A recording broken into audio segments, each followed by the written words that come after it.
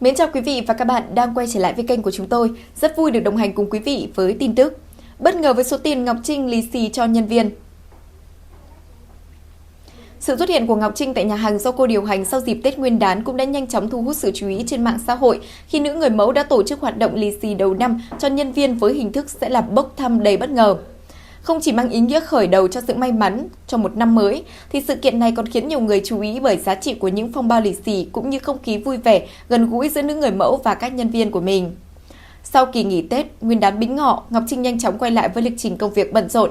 Trên khắp các nền tảng mạng xã hội, cô thường xuyên cập nhật những hoạt động thường ngày, từ việc là tập luyện, làm việc cho đến các hoạt động kinh doanh. Mới đây, nữ người mẫu đã chia sẻ một đoạn video ghi lại khoảnh khắc cô xuất hiện tại nhà hàng của mình để mừng tuổi đầu năm cho các nhân viên đang làm việc tại đây. Theo chia sẻ của Ngọc Trinh, cô đã chuẩn bị sẵn khoảng 40 phong bao lì xì để gửi tặng cho toàn bộ nhân viên. Trong số này có tới 4 phong bao đặc biệt với giá trị lên đến 100 đô la Mỹ mỗi bao, tương đương khoảng 2,6 triệu đồng. Những phong bao này đã được đặt chung với các bao lì xì khác và để nhân viên tự tay bốc thăm, tạo nên yếu tố bất ngờ cho các hoạt động mừng tuổi đầu năm. Và trong đoạn video được chia sẻ, nữ người mẫu xuất hiện với phong cách rất quen thuộc, bước xuống xe và mang theo một xấp phong bao lì xì.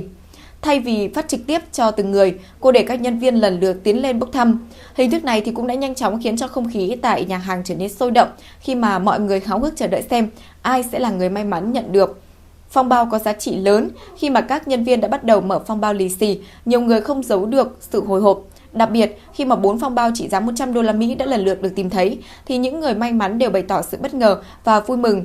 Nụ cười rạng rỡ cùng với những tràng vỗ tay chúc mừng từ các đồng nghiệp khiến cho không khí đầu năm tại nhà hàng trở nên rộn ràng và đầy năng lượng tích cực hơn. Về phía Ngọc Trinh thì nữ người mẫu cũng đã tỏ ra vô cùng hào hứng khi mà chứng kiến được phản ứng của các nhân viên. Cô liên tục cười tươi, trò chuyện và tương tác với mọi người xung quanh.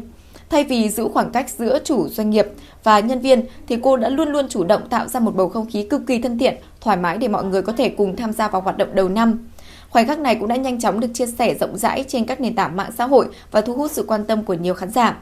Không ít khán giả bày tỏ sự thích thú trước cách mà Ngọc Trinh đã tổ chức ra mini game hoạt động lì xì đầu năm cho nhân viên.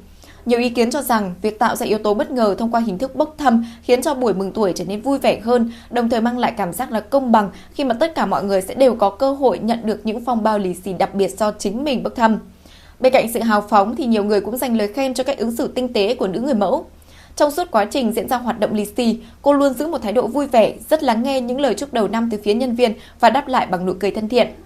Những chi tiết nhỏ như là cách cô chúc lại từng người này hay là bày tỏ niềm vui khi thấy nhân viên may mắn nhận được bao lì xì giá trị đã tạo nên một hình ảnh gần gũi hơn của Ngọc Trinh trong mắt công chúng.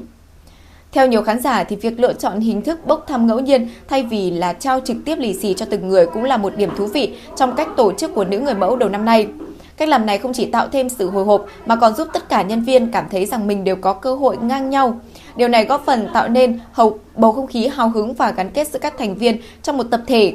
Không khí rộn ràng của buổi lì xì đầu năm cũng đã phần nào phản ánh được văn hóa mừng tuổi rất quen thuộc trong dịp đầu năm mới của người Việt. Trong nhiều doanh nghiệp, việc lì xì đầu năm cho nhân viên được xem như là một cách để gửi gắm những lời chúc may mắn, thuận lợi trong công việc, cũng như là thể hiện được sự quan tâm của người lãnh đạo, người quản lý đối với những người đang đồng hành cùng với mình trong suốt một năm. Đối với Ngọc Trinh thì hoạt động này không chỉ mang ý nghĩa là mừng tuổi đơn thuần, thậm chí còn là dịp để cô gặp gỡ, động viên tinh thần các nhân viên sau kỳ nghỉ Tết. Sự vui vẻ, thoải mái trong cuộc gặp gỡ khiến cho nhiều người nhận xét rằng nữ người mẫu đang xây dựng được một môi trường làm việc rất là thân thiện, gần gũi trong các hoạt động kinh doanh của mình. Vừa rồi là thông tin mới nhất được cập nhật trên kênh của chúng tôi. Cảm ơn quý vị đã quan tâm theo dõi. Xin kính chào và hẹn gặp lại.